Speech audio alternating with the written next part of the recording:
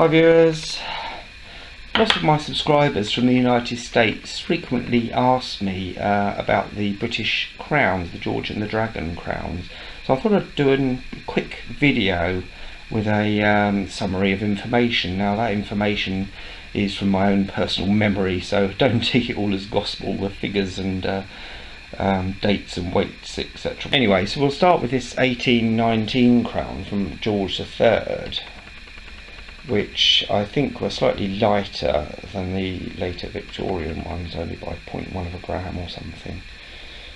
But anyway, the rotation is the same as the US coins on these particular ones. This is 1819 and has the edge inscription, and I think this particular year had a mintage of 680 something thousand. And I'll just do a quick comparison in size for you with a Morgan dollar. As you can see, similar in size and thickness. Obviously the Morgan is 90% and this is 925. Anyway, we won't go into the George IV. I'll try and keep the video at a realistic length, so we'll jump forward to 1887, which I haven't got, but this is the 1889. I haven't got to hand anyway. This is the design that most of you will have seen. Now this one, this particular date, 1889, I believe was the highest mintage with about 1.8 million. So this will be the one you see most of.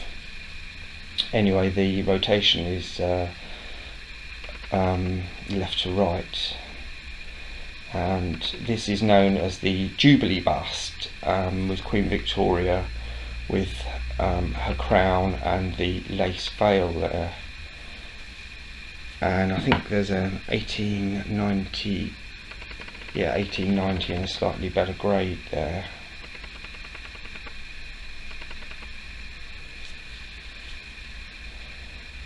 There were 4 obverse busts for the crowns, if I remember rightly. There was the young head, which was obviously young Queen Victoria.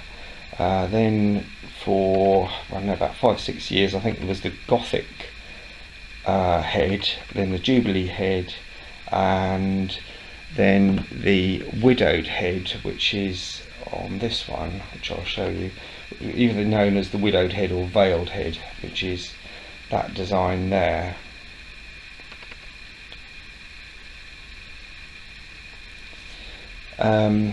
After the Victoria crowns, there was an Edward VII in 1902 crown, which I think was only struck for that 1 year, was really meant as a collector's item. Anyway, we'll do a grade comparison. These two are both from the same year, both 1893, and so you can get an idea of you know, what to look out for and what you should be paying maybe. The one on the left cost me £15.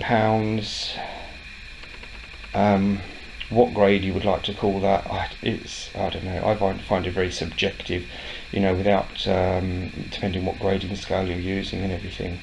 But the one on the right was £35, so you can see there's a massive price difference by jumping up a grade to one with slightly more detail.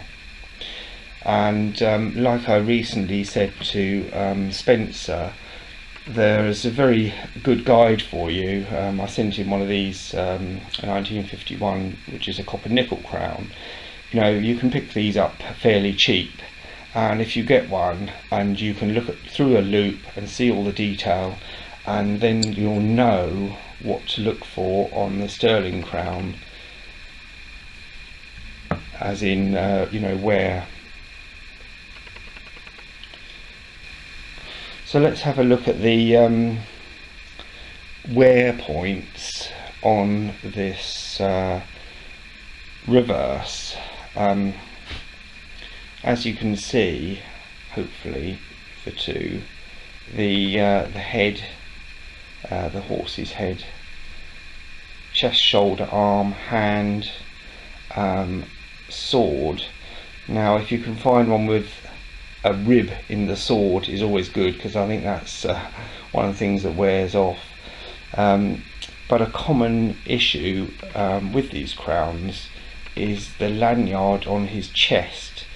Basically a lot of the strikes didn't fill the die up at that point, so to find one with full chest detail is actually quite hard, because the die didn't strike right up to that high point there.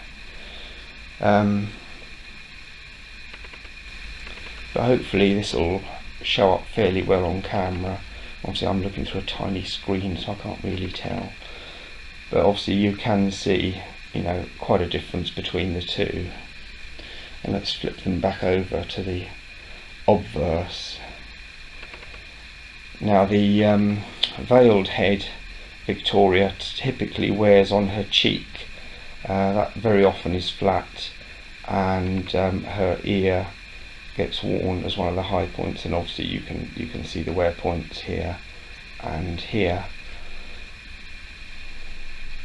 And in comparison, let's have a look at the other one.